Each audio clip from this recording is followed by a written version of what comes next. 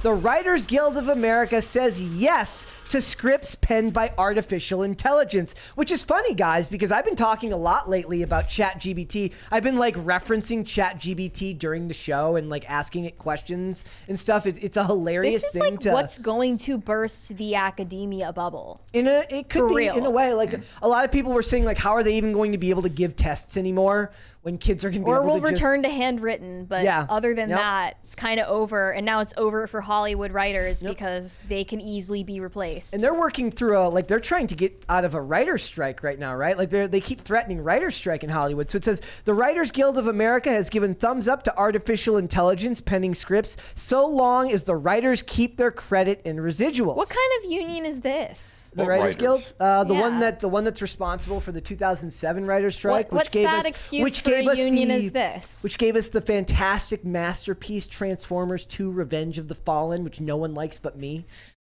Nobody in the world likes but me because it makes no sense, and my brain loves things that don't make any sense. It says, well, the WGA has proposed certain regulations on the use of AI to pen scripts. The union has not proposed an outright ban on AI and will allow the use of certain programs like ChatGPT to help write a script per variety. So imagine you're writing your script and you're like, this character does this. And then what do? You go to the program and you start asking it questions like, what would a character, given these parameters, what would it do next? Like, what do you do? Like, how do you do that? Like, there's already script writing programs, right? Like Final Draft, that help you like figure out how to write your script. And then you could start asking the questions like, well, if they were to say no, AI is not allowed to do something like this without credit, would they be able to like do the same thing for like your spell check? Like if you can't spell properly and you can't even articulate a thought, but you can write a script, do you have to give spell check or whoever created spell check part of your credit for helping you write? I don't know. That's different, though. Who wants to watch this? If you knew that a script was written by AI, you'll never know. They're never going to publicize this. Can you? Yes. You can't. Thank you. You can't possibly make ChatGPT woke enough to replace the screenwriters we have now. What we need is somebody to go in and hack ChatGPT and make it unwoke. Is that even possible? I'm kind of confused by this, though, because it looks like the Writers Guild response is not giving the thumbs up to it. It says that plagiarism is a feature of the AI process.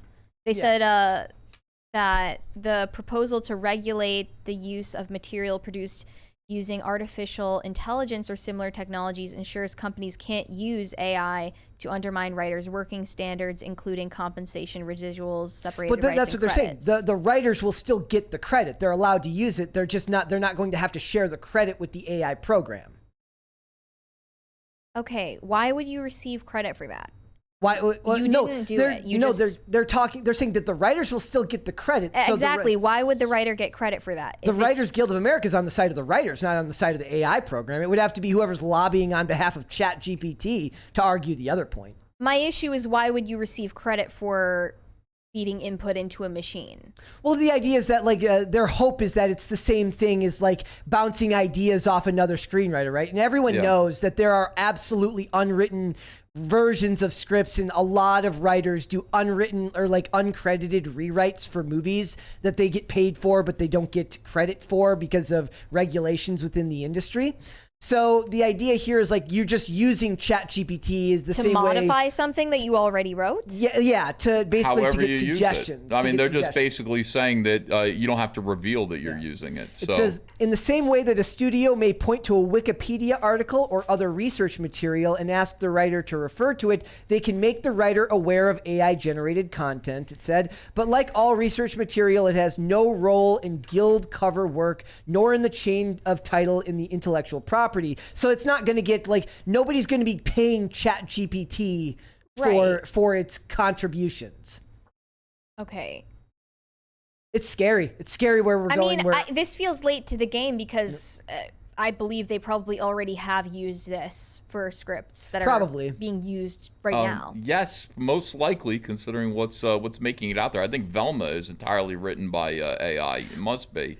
Something as soulless as that, and the rest of the products that are being churned out of Hollywood right now, I can only conclude. Was It comes ChatGPT in a from bad mood robots. that day?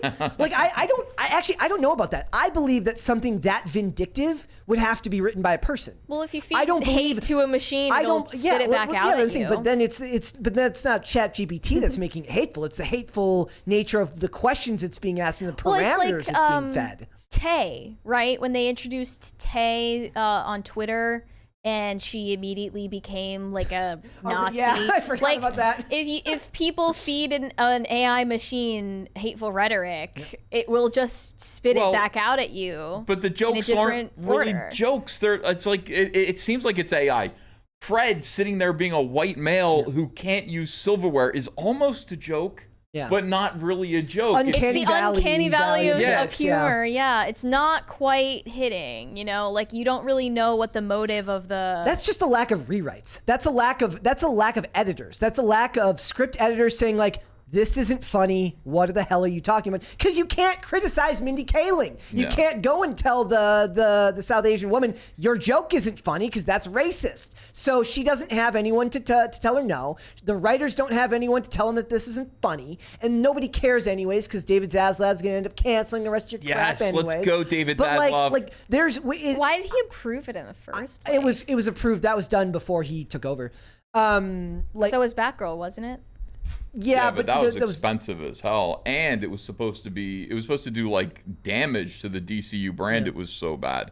Yeah, and Batman and superhero related properties hold more value than Scooby-Doo does, probably. What else are they doing with it? But here's the question: like what you're talking about here is like what they could have done to fix Velma would have been story editors, somebody to be like somebody who actually is funny. As hard as that is to believe it existing in Hollywood, there probably are actually funny people there. They would just have to be hired by Mindy Kaling to be like, look, I'm going to write these jokes.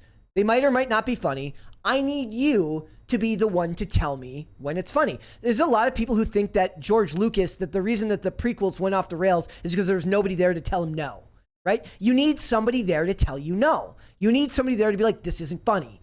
If it takes ChatGPT to be the one to tell Mindy Kaling that she isn't funny, and maybe she'll actually buy into it because she'll be like, well, I'm not letting a straight white male tell me I'm not funny, but ChatGPT doesn't have a gender or a racial makeup. So maybe she will take the advice of ChatGPT someday if somebody can somehow feed it the right parameters to tell ChatGPT to tell Mindy Kaling she's not funny. I know there are countless op-eds talking about how AI machinery has unconscious bias against minorities. Yeah. That's already a thing. So you can still argue that it's anti-Mindy Kaling.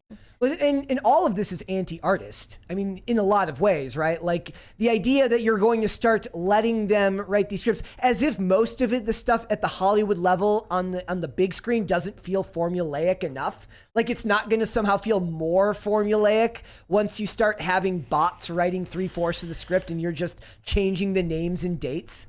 Look at what Steven Spielberg says, though. And this is, I mean, is this just old guy rhetoric? Because this is what I agree with. He says, I think the soul is unimaginable and is ineffable.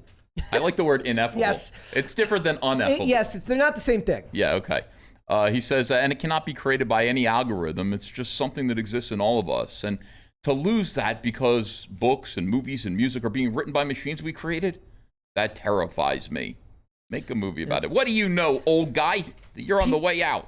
Peter Gabriel is going to be incorporating AI into his music. Oh, you're kidding me. Yeah, like he's doing a thing now where he's trying to incorporate. Like I ended up reading this really long article about it, and I thought about talking about it on the show, but it was so damn complex. I'm like, I didn't actually get most of what he was talking about, but it was actually cool to see a dude who's older who had like wanted to do stuff like that since the 80s, but the technology wasn't there. So the technology is actually catching up with Peter Gabriel's idea for the way he wants his music to go.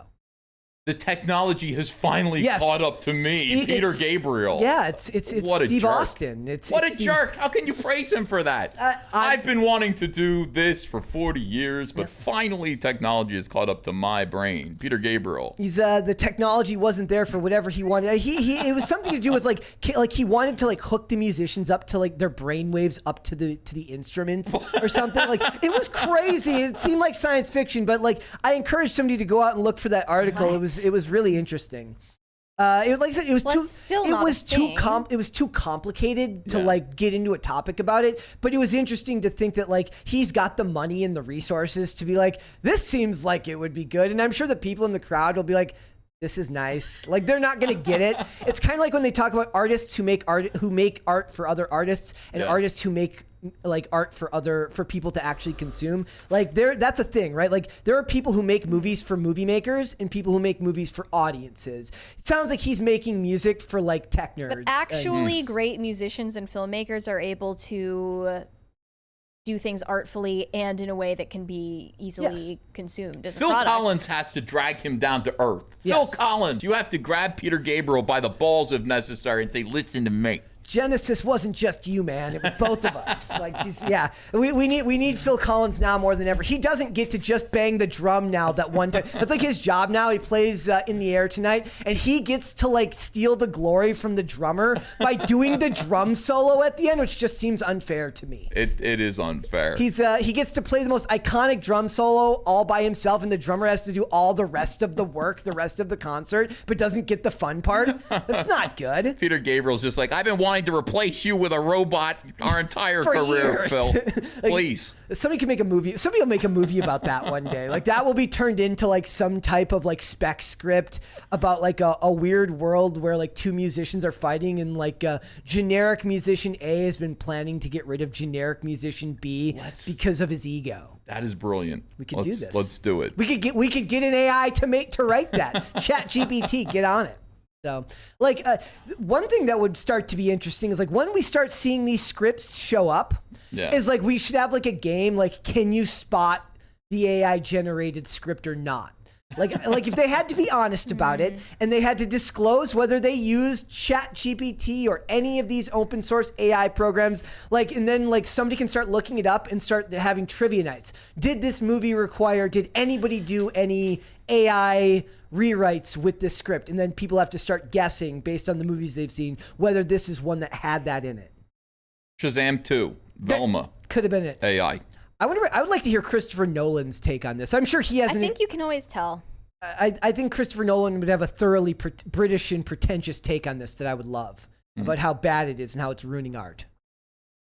I don't know if it's ruining art, but I just believe in people's ability to always be able to tell if something is authentic. It's just unmistakable. The way that someone can't convince you that they're another biological sex simply by getting bones, millimeters of their bones shaved off. Your brain still makes countless micro calculations to perceive things. You're programmed to perceive. It's impossible to fake humor. It's impossible to fake beauty. Thanks for watching. Listen to full episodes of Pop Culture Crisis on Spotify. Keep up with us on social media and make sure you subscribe and ring that bell so you never miss the show. Bye, guys.